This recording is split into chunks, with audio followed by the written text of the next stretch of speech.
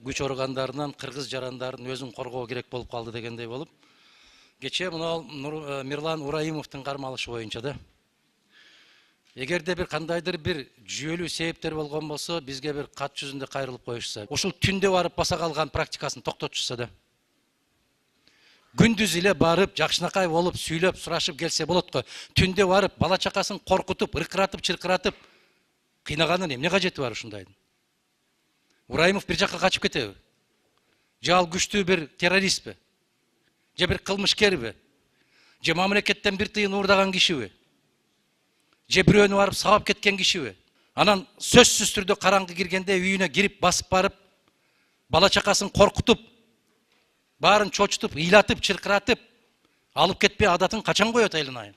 Бул замандан өтпөдүк беле биз? Бул күндөр кетпеди беле кайра? Ал качпайт, кетпейт эч жака. Чакырсаң барат убактында. Же бул эмне бир кишинин мисалында башкаларына ишарат берүүбү? Же башкаларын коркутуубу? Эмне үчүн ушул практикага кирип калды? Түн киргенде, караң киргенде барып баса калмай. Мындай болчу эмес го Кыргызстанда. Чакырганда дагы абайлап, этияттап чакырчу эле го, күндүзү дагы.